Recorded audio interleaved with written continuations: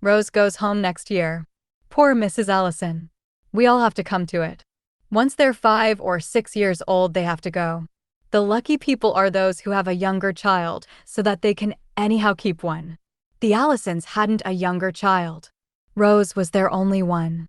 She was a very pretty child, sensitive and gentle and less spoilt than most of the English children in Johor. Everyone knew and liked the Allisons and felt sorry that Rose would be left in England after their next leave. Mrs. Allison wasn't the kind of woman who allowed herself to weary other people with incessant talk about her own affairs, and she only once spoke to me at all fully about Rose. It was just before they were due to sail, and I had said something foolish about hoping the child wouldn't realize all that separation meant. My sister is taking her, and there'll be other children. It's a nice house in the country, said Mrs. Allison. That's good. There's so much to make a child happy in the country, said I, no doubt with the heartiness of one who knew nothing about it. Yes, of course, Mrs. Allison answered, but there was hesitation in her manner. It struck me, so that I couldn't help asking, you do feel it's better and happier than having to leave her at school or with strangers? Oh yes, yes. It's only that Rose, she broke off and then said, as though irresistibly compelled to put some long-felt uneasiness into words, Rose is so terribly dependent on personal relationships. Perhaps I smiled. At all events, she smiled too, though in a troubled way. It sounds absurd, doesn't it, about a little thing of 6 years old? But it's true all the same. Nothing matters to her except people. She'll give away all her toys to anyone she's fond of, and it's not exactly a sacrifice either. Things don't count with her, only people. But that's generosity, a delightful trait, surely. Mrs. Allison shook her head. It's only giving up what she doesn't care about for what she does care about. Rose will always be at the mercy of her affections. I thought her fanciful, and she saw that I did. One can tell, you know, she assured me quietly, much better when they're quite little than later on. But it's a theory of mine that the fundamental characteristics remain the same, although they get overlaid. As the children grow older and more, I suppose you'd call it more civilized. As an abstract proposition, rather than in its particular application to little Rose Allison, that interested me. You mean that the dominant factor at, say, 7 years old remains the dominant factor always, in spite of the modifications of time and education and so on? Of course, I can't expect a schoolmaster to agree with me, she said, laughing a little, and the conversation branched off into a little friendly chaff. 3 days later, the Allisons sailed.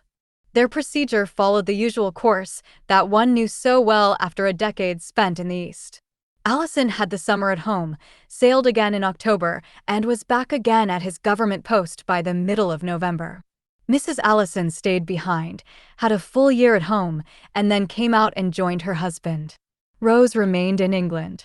It was just life in the East for the Allisons, as for everybody else.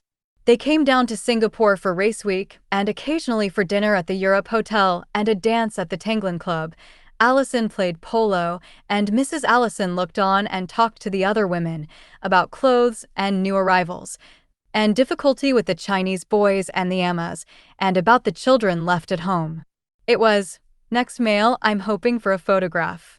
I had a little letter from Michael last mail. When I was at home, he hadn't yet learned to write. It's such a comfort. I shan't feel so out of touch when I can get letters from him.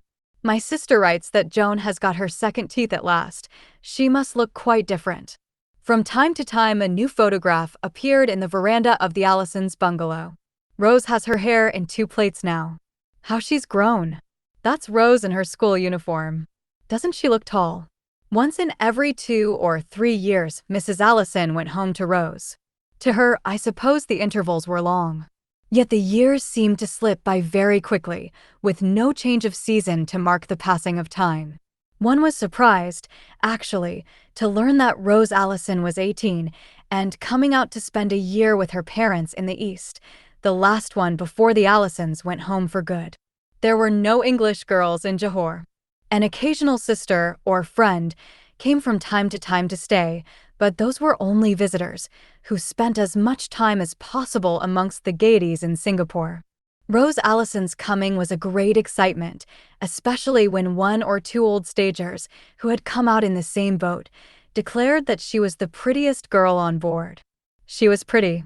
She'd have been pretty anywhere, but her apple blossom coloring and golden hair showed up almost dazzlingly against the bleached and faded looks to which the East becomes accustomed. She had a royal time, practically the only unmarried girl amongst a crowd of men, most of whom had for years been dancing and talking and writing and flirting with the same collection of no longer very young married women. She could, of course, have become engaged a dozen times over. Rose, however, wasn't a modern girl in the sense of distributing her favors lightly. She kept her head and was discreetly charming, and when someone said to Mrs. Allison, "Aren't you afraid of her marrying out here?" Mrs. Allison shook her head. "Not unless she falls in love, and I don't think she'll do that easily." I remember that I wondered what, exactly, she meant by that. Rose Allison didn't strike one as being hard-headed or lacking in impulsiveness, rather the contrary. Assuming that a friendship of many years confers a certain privilege, I asked Mrs. Allison why she thought that her pretty Rose would not fall in love easily.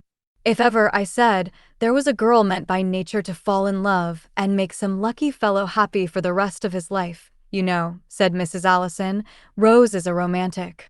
She added nothing more, and I was left to wonder whether the answer was as irrelevant as it seemed.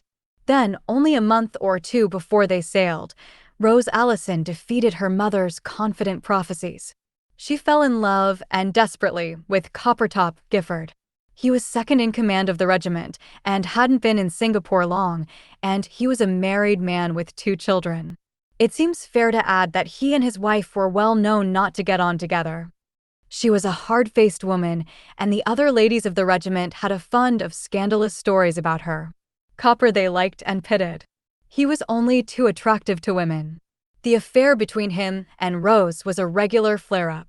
Everybody seemed to know about it after one evening at Tanglin, when they danced together all night long. After that, one couldn't ignore it. In a circle of which the interests are largely limited to the doings of its own members, such things are discussed and amplified, and above all watched, with exaggerated intentness. It was said that Copper was going to follow Rose to England, that his wife was threatening divorce proceedings, that the pair were going to run away together, and again that the Allisons had made Rose swear to give it all up and to sail for home by the next boat, and marry a man in Shropshire who had been in love with her ever since her schooldays. Mrs. Allison spoke to me about it once one morning when I had ridden over to see her husband. She was very unhappy. But I knew it would come, she said. I knew Rose would care terribly for someone someday. Only I didn't think it would be so soon, while she's so young. I tried to console her, not wanting to be fatuous, but really believing what I said. Don't you see that's the most hopeful element, her being so young, I mean. She'll get over it. The more violent these things are, at her age, the quicker they burn themselves out. Isn't it better she should get it over now? With the temperament that you say she has, suffering seems to be inevitable for her, but she'll get over it. Think of it, only 18. Why, her whole life is before her. Instead of answering, Mrs. Allison made a gesture, directing my gaze to the compound below the veranda, where we sat in the shadow, invisible from the glare of increasing sunlight without. Look at that, she said. Rose, with Copper Gifford, had ridden up to the gate. He sprang off his horse and lifted her from the saddle, and she stood looking up at him, very slim and tall in her riding breeches and loose, short coat, while the syce led away the ponies. Leaning against the gate, simply gazing at one another, they might have been alone in the world. They're together all the time. He goes everywhere with her. We can't stop it. Hasn't her father? Oh, Tim has spoken to Copper Gifford. Of course he has. But you see, we're all fairly modern people after all. The old days of horsewhipping a man and locking up a girl are over, aren't they? And, she added, with a touch of the humor that never quite deserted her, as far as that goes, it isn't easy to see where the horsewhipping would come in. The man must be 6'3", and broad in proportion, besides being quite 15 years younger than my poor old Tim. You see, we like him, she said piteously. If only he wasn't married. You feel that?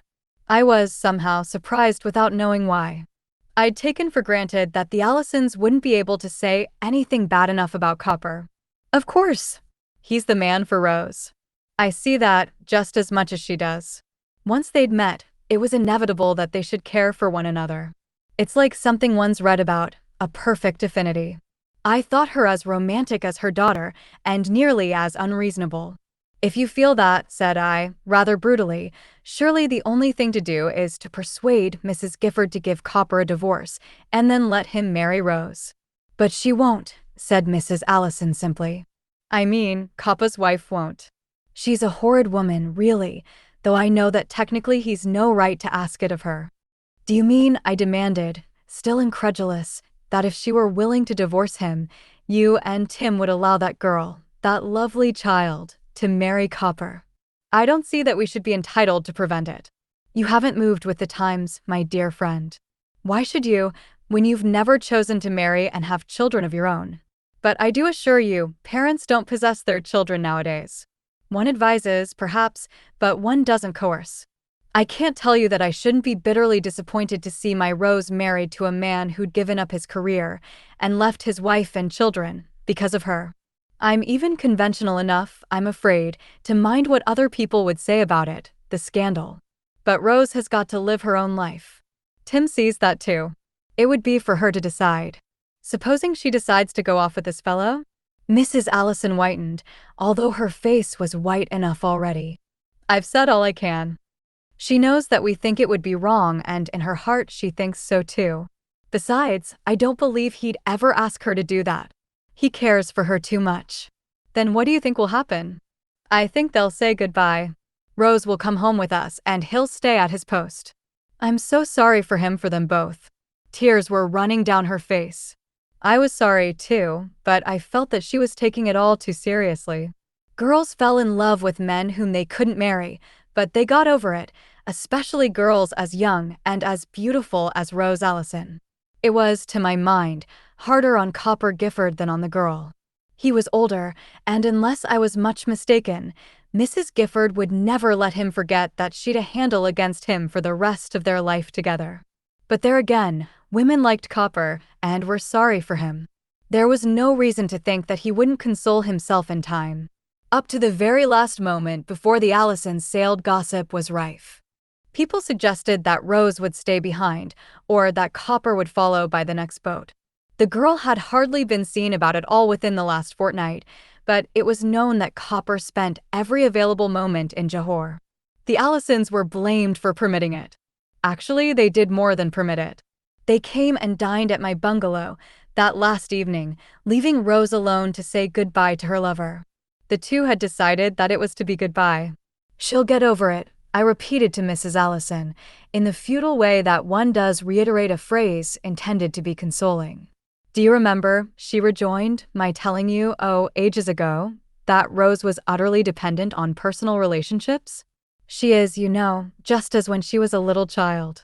Some women are like that. Nothing else matters to them. She'll find someone else.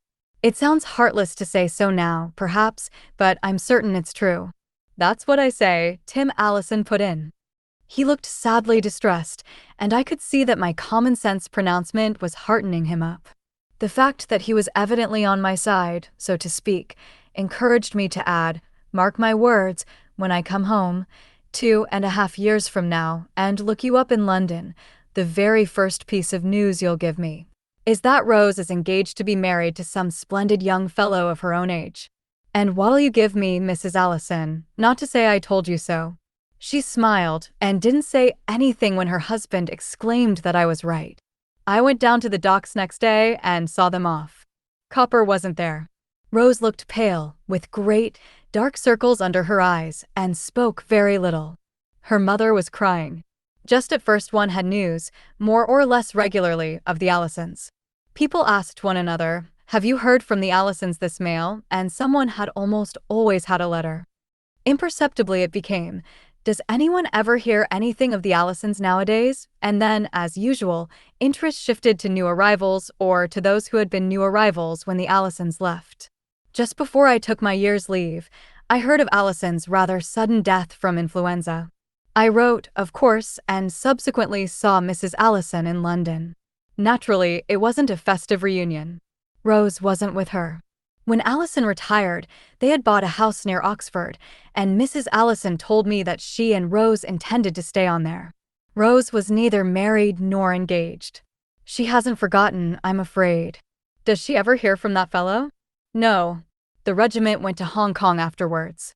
They're out there still, I believe. That was all that was said about Copper Gifford.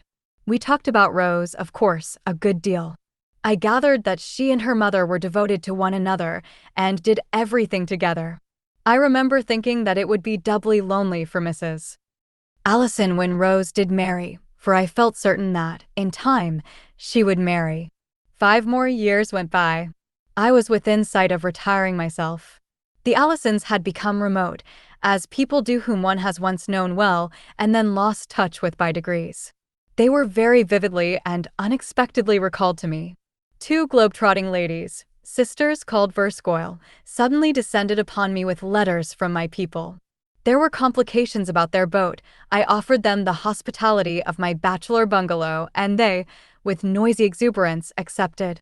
They remained effusive and talkative guests for a week, and in the course of that week, I must confess I found it a lengthy one.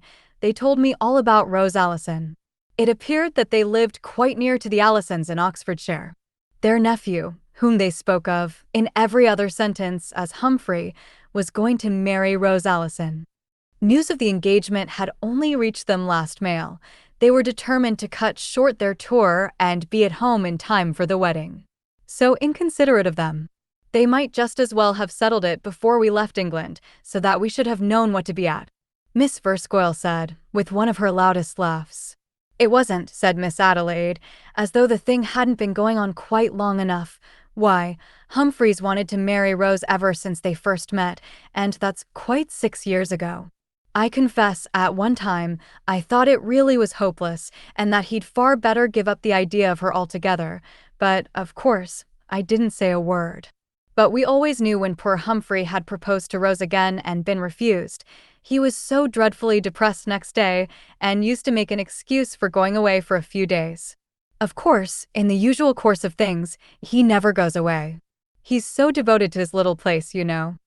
I didn't know at all and was bewildered. He farms his own land. Yes, just 300 acres, you know, and a nice, old-fashioned Oxfordshire farmhouse. Humphreys lived there ever since he came into the place and is quite devoted to it. We call him, a regular old country squire. Wild horses won't drag him out of Oxfordshire. But how old is he, if I may ask? Well, he's a good deal older than she is, certainly. I suppose Humphrey must be getting on for 41. She's 26. It seems rather a lot, 15 years between them, but Humphrey's such a steady old thing. We've always felt he'd make a splendid husband. It seemed to me that what the Mrs. Verscoil had felt mattered very little indeed. Their eulogies of their nephew had only succeeded in conveying to me an impression of a worthy clodhopper with about as much intelligence as one of his own turnips, and already settled irretrievably into the ways of middle age. What a mate for Rose Allison as I remembered her, that golden girl, who had been so wildly in love with another woman's soldier husband. What does Mrs. Allison say about it? I inquired, not too felicitously, I admit. The 2 ladies looked offended. They were both inclined to be touchy. Naturally, I should imagine she's delighted to think of having her daughter settled so near. Humphrey's place is only a few miles away from their tiny house. I noted, as I was meant to do, the distinction between the place and the tiny house. But they weren't engaged when we saw the Allisons before we left Oxfordshire, Miss Adelaide explained. So naturally we didn't discuss it with Mrs. Allison. In fact, there wasn't anything to discuss. Of course, it was an open secret that Humphrey wanted Rose to marry him. These things always get about, but beyond a word or 2 years ago to Mrs. Allison there really wasn't anything to be said. Is Rose as pretty as ever? I asked. She is very pretty, they agreed, but without enthusiasm. A little pale and quiet, Miss Verscoil added. Not a great deal of animation, perhaps. It's natural in the only child of a widowed mother, leading such a quiet life too. And there was some girlish love affair that had rather cast a shadow. However, that's all over now, Certainly, neither of the Miss Verscoils were to be accused of lack of animation. They chattered on, and I drew some very definite conclusions from their chatter. First of all, that the Allisons were poor and that Humphrey Verscoyle, by comparison, was well off. That Rose wasn't in love with him and had only yielded to the pressure of dogged pertinacity. That the two devoted, exuberant aunts had their home within a mile of Humphrey's lodge gates and looked forward confidently to being, as they phrased it, in and out of his house after his marriage even more frequently than before it. I found myself wondering what Mrs. Allison, who had told me that one didn't coerce one's children, felt about Rose's marriage. I thought of writing to her, but somehow I didn't. It was so long since we'd met, and Rose herself I hadn't seen since the affair with Copper Gifford. The aunts, in due course, removed themselves from my bungalow and indeed from Malaya.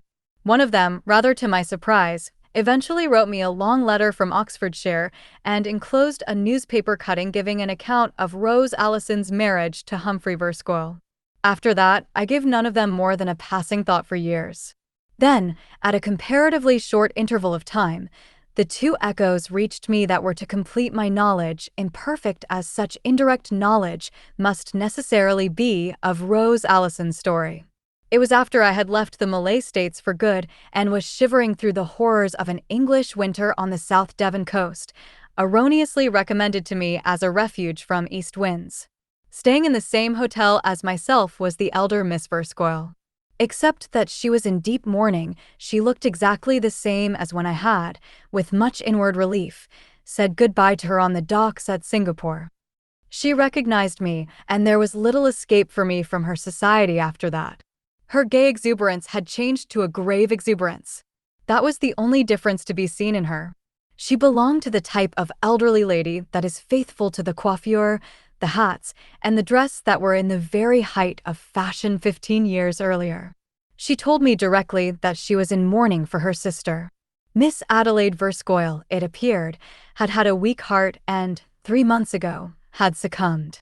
Her sister's manner indicated that there was something to be explained about it all, and later on, I heard the rest. My dear sister, said Miss Verscoyle, ought to have been spared every kind of worry. It always affected her health. But unfortunately, we had a good deal of family trouble. One doesn't care to talk about it. She paused, and I knew that she was going to give me the whole thing. You knew my nephew Humphrey's wife before she married him? Only as a mere child. Miss Verscoyle waved that aside. I remember talking to you about it all just when they became engaged, that delightful time in Johore, and Adelaide and I hurried home to England and cut short our whole trip just so as to be back in time for the wedding. Dear me, one little thought how it was all going to turn out. The marriage hasn't been a success? She shook her head, pursing up her lips. Very, very far from it. Poor Humphrey. Already the spirit of contradiction and something else inclined me to retaliate with poor Rose, but naturally I did not do so. It wasn't so bad the first few years, whilst her mother was alive. I exclaimed, for I had not heard of Mrs. Allison's death, but Miss Verscoyle's narration rushed on, unheeding of all that did not bear upon the main theme of her grievance. Yes, Mrs. Allison died 4 years after the marriage, poor thing, and at first, I'm bound to say, Adelaide and I both thought that things would go better once Rose had got over her loss. She was really quite exaggeratedly upset by it, but, of course, she and her mother were very devoted, and in fact we all thought, all our family, that Mrs. Allison spent far too much of her time with them. I remember once, when I was speaking to poor Humphrey about it and trying to persuade him that he ought to put his foot down, he said to me that it was a positive relief to him to have Mrs. Allison there, at any rate in the evenings, because then he could go to sleep in peace over the newspaper without having to answer Rose's chatter. It seemed as though she could not be happy without talking. Even when they were alone together at meals, I believe she expected him to talk to her. But what about? I asked stupidly, really not knowing what else to say. Anything, everything. Miss Verscoyle exclaimed impatiently. Her mother used to say that Rose was so dependent on sympathy, but as I said to her, it was largely Mrs. Allison's own fault for ever allowing her to reach that stage. As though any man, especially one like Humphrey, either out in the fields all day or else hunting, wants anything except to be left in peace when he does come indoors. There are no children then? Unfortunately not. Both Adelaide and I have said again and again that if only there had been half a dozen children to take her mind off herself, she'd have kept poor Humphrey happy and been happy herself. As it is, after Mrs. Allison died, the whole thing practically came to smash. She left him, I hazarded. Miss Verscoyle nodded portentously. First of all, she had what the doctor was pleased to call a nervous breakdown.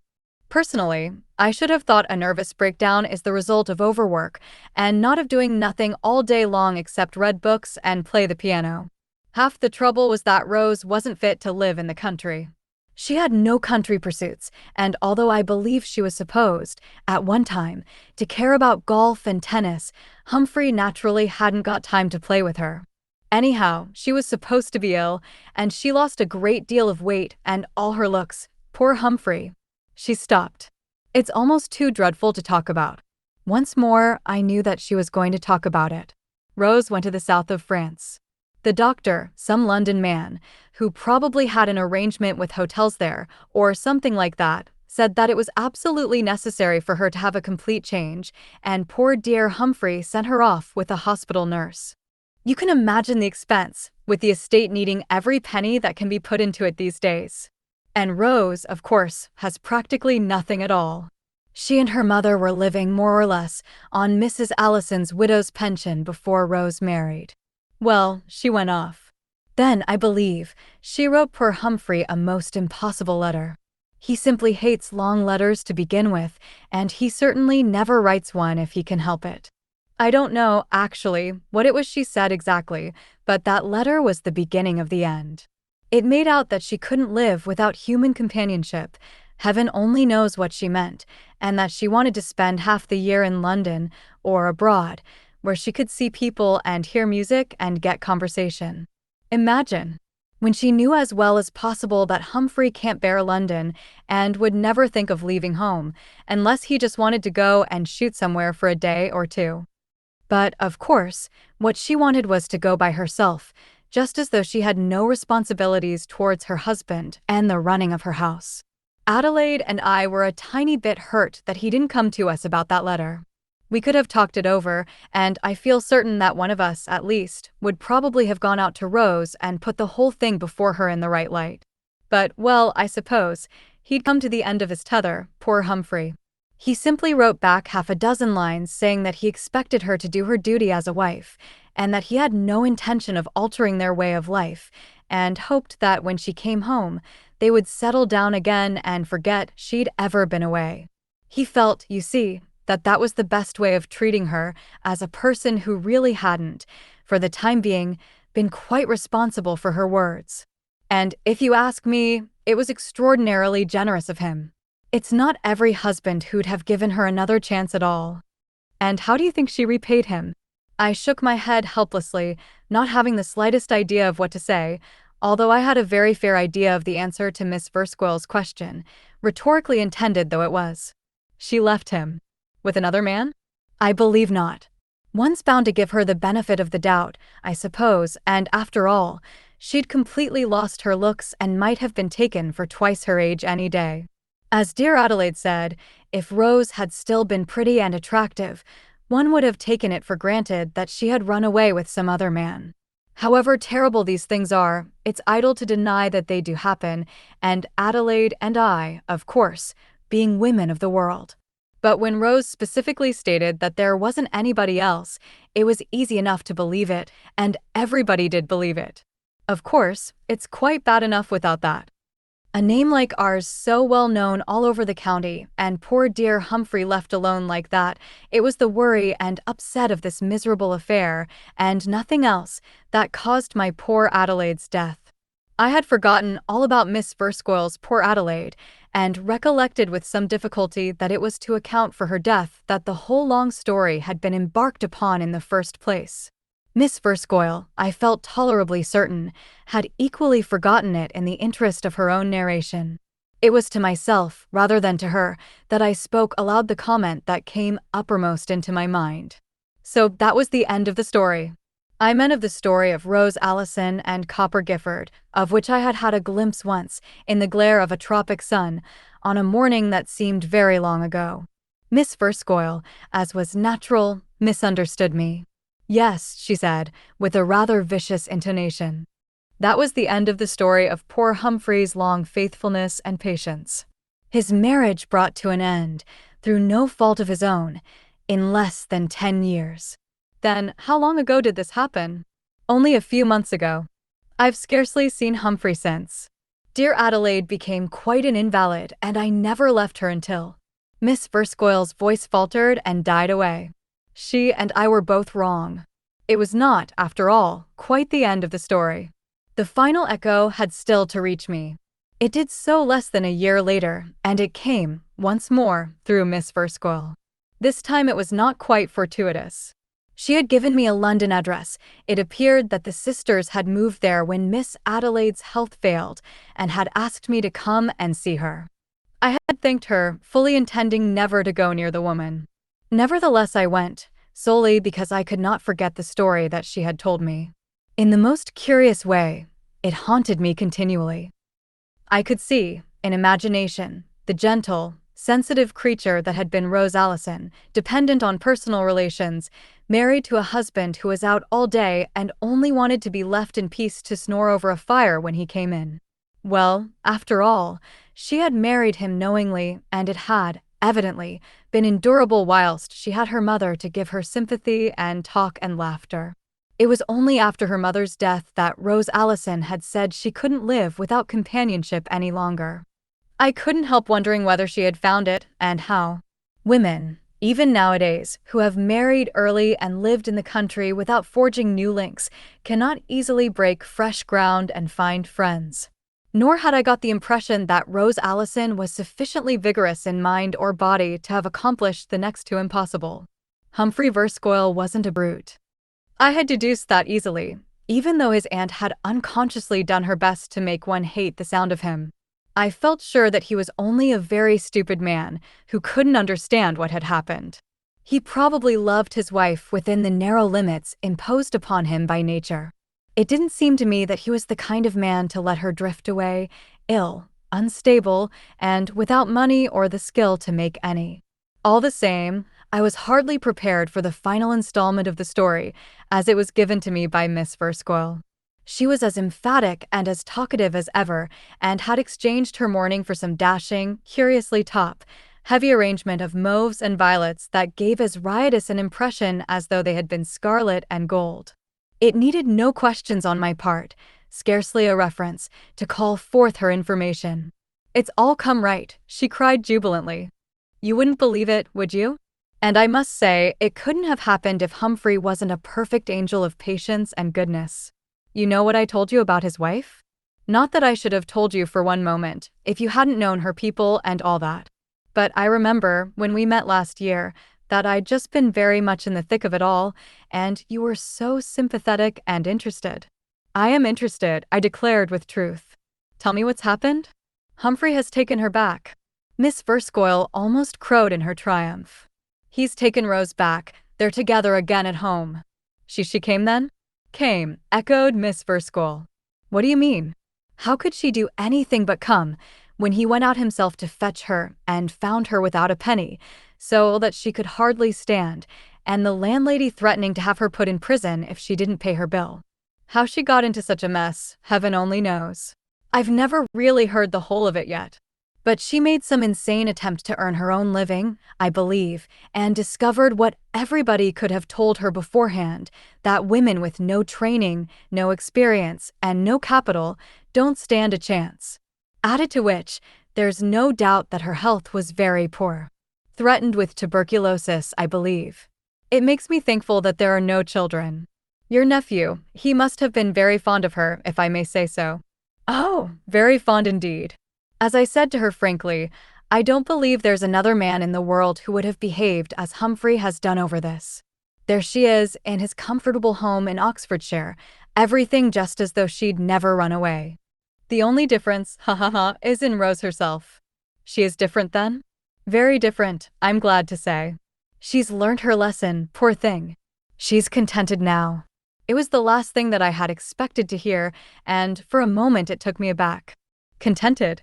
She's learned the difference, I suppose, between having a home and a husband who's a good man and a gentleman, and being thrown on her own resources.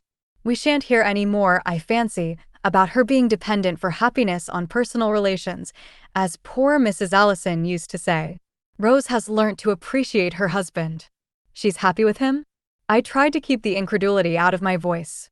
Miss Verscoyle nodded until the ebullient flowers on her large hat threatened to brim over onto her face in a mauve and purple cascade. I'm sure she is, but not only that. She tries so hard to make him happy. Everything is as he wants it now, and she follows him about with her eyes like a dog, to see if he's pleased with her. That alone, said Miss Verscoyle, in her characteristically dictatorial manner, proves that she has learned to care for Humphrey as he deserves. There was no comment that one could possibly make, and I made none. I thought to myself, threatened with tuberculosis, yes. That will end it. And with my mind's eye, I saw the announcement of the death of Rose, wife of Humphrey Verscoyle, at no distant date. But Miss Verscoyle didn't allow me that either. She said briskly, "It's splendid to see the difference in Rose herself, since she's shaken off that egotism that her mother only fostered. Why, she's taken up gardening and talks about beekeeping. She's practically quite well too. Personally, I think she's perfectly happy, which is a good deal more than she deserves to be. It is, perhaps, a good deal more than most of us deserve to be. It is certainly a good deal more than most of us achieve." Miss Verscoyle declared that Rose was perfectly happy now. One might, of course, see it like that. Or one might wonder to what utter desolation of spirit a romantic woman had been reduced, so that she turned, at last, to uncongenial occupations and sought to please and to placate a Humphrey Verscoyle, sooner than be left without even such semblance of companionship as he could give her. Miss Verscoyle had no more to tell me, and I have not seen her again. I am not likely to seek her out, for what, indeed, can there be to add to so positive an assurance that it all came right in the end?